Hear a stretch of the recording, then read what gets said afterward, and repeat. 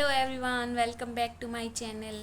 आज हम समावेशी विद्यालय का सर्जन बुक से गतिमान तथा स्नायु विषय विकारों के बारे में आप क्या जानते हैं। गतिमान तथा स्नायु विषयक विकारों के कारण तथा उनके उपचार का वर्णन कीजिए। इस क्वेश्चन के आंसर को देखते हैं हम। 4 नवंबर में आ सकता है, इम्पोर्टेंट क्वेश्चन है। देख लेते हैं कि इसका मीनिंग क्या होता है, अर्थ क्या होता है। गतिमान तथा स्नायु विशेषक विकारों का संबंध शरीर के किसी भाग की हड्डियों एवं जोड़ों की मांसपेशियां की क्रियाशीलता के दोषपूर्ण होने से है। देखो, इस पूरे का मतलब क्या है दोषपूर्ण होने से। ये सामान्य बच्चा है और ये एक मतलब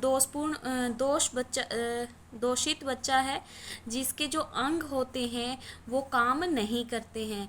या तो पैर काम नहीं कर रहा, या हाथ काम नहीं कर रहा, या फिर किसी भी प्रकार की मांसपेशियां या हड्डियों में प्रॉब्लम हो, सामान्य बच्चे से अलग दिखाई देता हो, उसे हम क्या कहते हैं, गतिमान स्नायु विशेषक के बारे में बताएंगे इसमें।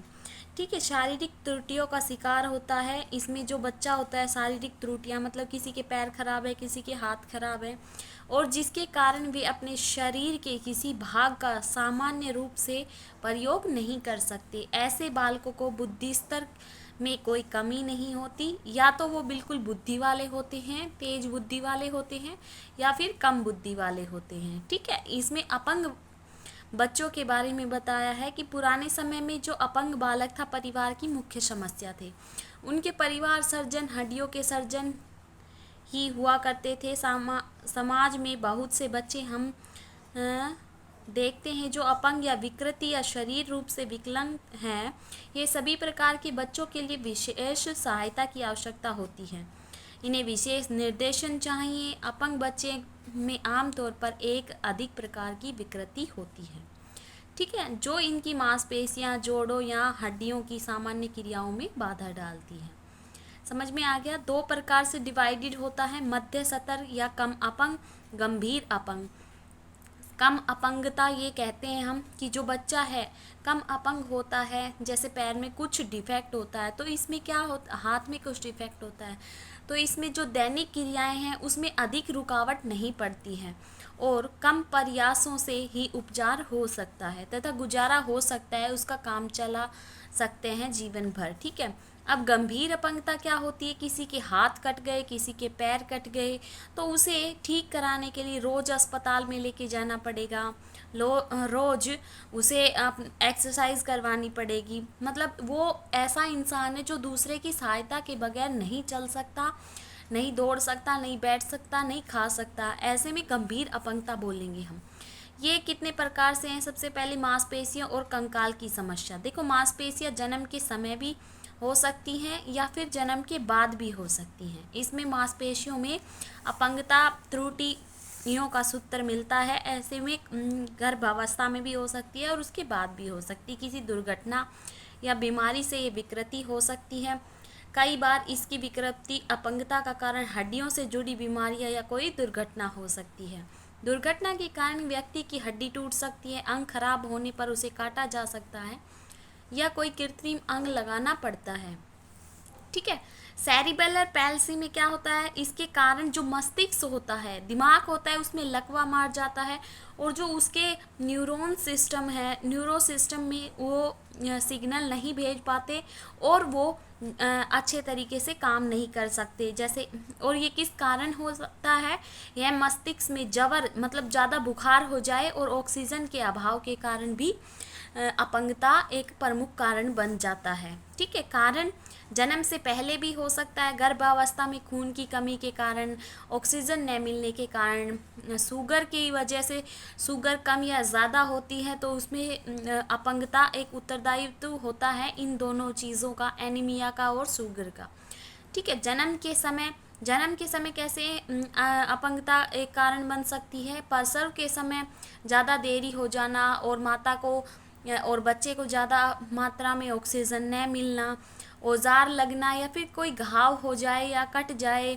ठीक है। ज़्यादा खून का बहना, इस ये भी अपंगता का प्रमुख कारण है। जन्म के बाद कोई दुर्घटना हो जाए, कोई संक्रामक रोग लग जाए या मस्तिष्क की कोशिकाएं प्रभावित हो जाएं, इससे भी जन्म के बाद अपंगता हो सकती है। ठीक है।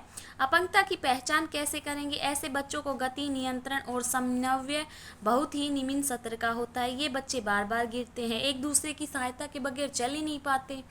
ठीक है। ये बच्चे शारीरिक अभ्यास के दौरान दर्द के चिन्ह प्रदर्शित करते हैं। जैसे एक जो अपंग बच्चा है उसको हम एक्सरसाइज कराएंगे तो उसको पैर में डिफेक्ट, वो कैसे एक्सरसाइज करेगा?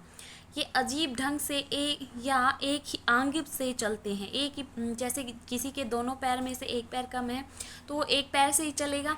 ठीक है। अपंग बालकों का उपचार मानसिक विकास हो सकता है। हम उसे सामान्य बुद्धि वाले बालकों की तरह ही ट्रीट करें। ये नहीं कि उसको अपंगता है तो उसको अलग से वो करना चाहिए, हमें उसको मतलब उसकी मनोबल को गिराना नहीं चाहिए। समायोजन, सभी को साथ मिलकर पढ़ाना चाहिए, सामान्य बच्चों को भी और अपंग बच्चों को भी। और इसमें दया की दृष्टि नहीं देखा जाना चाहिए, और ताकि इसमें हीन न पनपे। ऐसे बच्चे में आत्मविश्वास पैदा करना अनिवार्य है।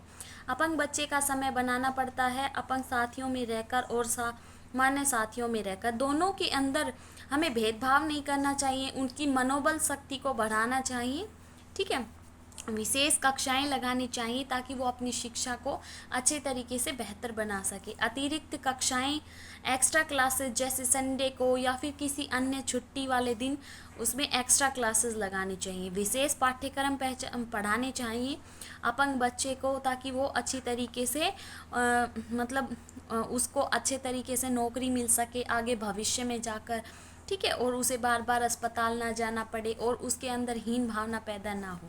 व्यावसायिक प्रशिक्षण देना चाहिए, अपने पैरों पर खड़े होने की शक्ति देनी चाहिए उसे, और अच्छे से अच्छे शिक्षा और कौशल का प्रशिक्षण दिया जाना चाहिए। विशेष अध्यापक, कोई एक स्पेशल टीचर ढूंढना चाहिए जो बच्चे को अच्छे तरीके से मनोविज्ञान को समझने में सफल नहीं हो पाता हो तो परिणाम स्वरूप वे बच्चे को की ओर पूरा ध्यान नहीं दे पाते। देख, कुछ टीचर होते सभी क्लासेस में, तो अगर कोई बच्चा अपंग है तो उसमें पूरा ध्यान नहीं दिया जाता, तो उसके लिए स्पेशल टीचर हमें देना चाहिए। उस बच्चे को विशेष विद्यालय देना चाहिए।